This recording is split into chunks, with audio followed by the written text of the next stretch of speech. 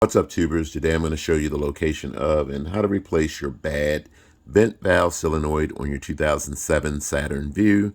This is the 3.5 liter motor.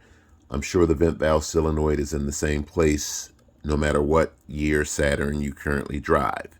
And if you have check engine code anywhere from P0442 up to P0449, you simply want to make sure that you clear all codes from your vehicle's computer after you replace the vent valve solenoid.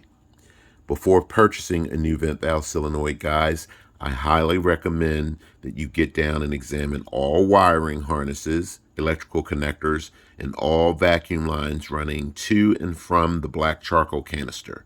What you're looking for is cracks, holes, or any type of damage or fault.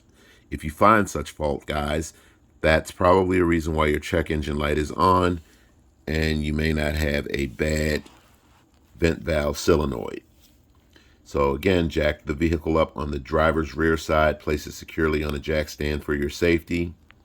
Now I want to cover right quick common mistakes that a lot of people make when ordering vent valve solenoids for the Saturn Vue or any vehicle that requires a wiring harness. When I came on scene last week, guys, scanned the customer's vehicle, told him that he needed a new vent valve solenoid, recommended that he purchased one that came with a wiring harness. He went to Amazon.com. There's the part number. I don't know what he spent for it, but when it arrived, it came without a wiring harness. Here is the old vent valve solenoid, okay? Already taken off the car. And here's the one that my customer purchased. If you'll notice, the electrical connector heads are different, okay?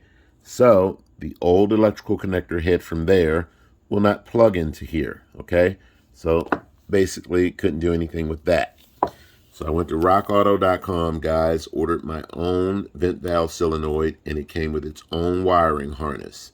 And what I want you guys to keep in mind is I see a lot of people when they get the wiring harnesses, they don't know what to do with them. So when you get the wiring harness, guys, there are going to be two electrical connectors, one on the end, a really big one. You simply take the old electrical connector that went into here, okay, and you plug it into your new wiring harness. And I'm going to show you that. And then you take the new electrical connector that's meant to fit this and just plug it in. Just that simple, guys, okay? So again, rockauto.com, cost me about $17. I'm sure you can find the vent valve solenoid online anywhere or at any local auto parts store. So let's run out to the vehicle right quick, guys. And what I wanted to show you, the old electrical connector, it's really easy and simple. It's the pull-up type tab. You pull it up and then pull it away from the vent valve solenoid. The vent valve solenoid will sit in there like this. Once you remove the electrical connector, you want to turn it away from you, and then you just have to wiggle it, guys, until you get it out. Put your new solenoid in, make sure that it seats. Then you turn it around until it locks into this position. Then you can go ahead and put your electrical connector in and make sure you reset your check engine light. Do not add any oils or anything to these O-rings on these vent valve solenoids. The manufacturer says do not do that. I think it will mess up the charcoal canister or the vent valve solenoid somehow. So do not add any lubricant to the O-ring, just put it in. So let's run out to the vehicle right quick, guys, and we can wrap this up. Again, this is really easy, guys. Have fun with it. So there is your black charcoal canister, guys. These are the lines that you want to examine. Look for cracks, any type of damage, okay? There is your charcoal canister. It's retained by one 10mm bolt there, one there, and one over here somewhere. So break those free. Okay, guys, notice I took a box to support the charcoal canister, and see, notice that the old electrical connector will not go in there. So your new vent valve solenoid will come with its own wiring harness. This is really easy, guys. That's a little lock. Push the red tab inward once you put the electrical connector on and it's locked into place. To get it loose, push the electrical connector, the red part of it, to the right, push down on that little black tab, and then you can simply pull the electrical connector away. I see a lot of folks cut this part here, guys, and then spice it up to here because they don't know what they're doing. This electrical connector, come on baby, get in there. So what happens, guys, is your electrical connector, the old one, simply plugs in here, okay? It's just that simple. You want to plug it in there and make sure it's nice and tight, okay?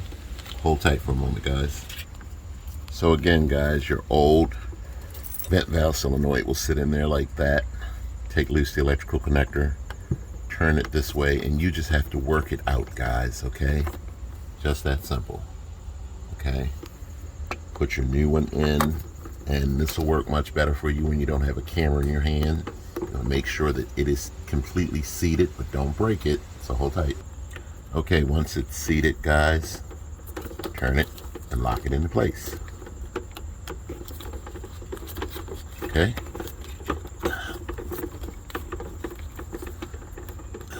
Hold tight, guys. I didn't push it down far enough.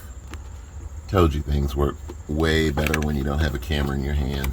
So you want to make sure it's seated, turn it around to this position. Put your electrical connector in, guys. Push it in until it clicks. And then take this little red tab here and push it inward to lock it in place. Okay? And then all you have to do is reassemble your black charcoal canister, guys. Put your 3 10mm bolts on nice and tight. Reset your check engine light and you're good to go for the most part. Hope the video has been helpful, guys. And again, make sure you order a vent valve solenoid that comes with its own wiring harness. Otherwise, your old electrical connector more than likely will not fit into the new vent valve solenoid's connector's head. Thanks for watching, guys, and catch you next time.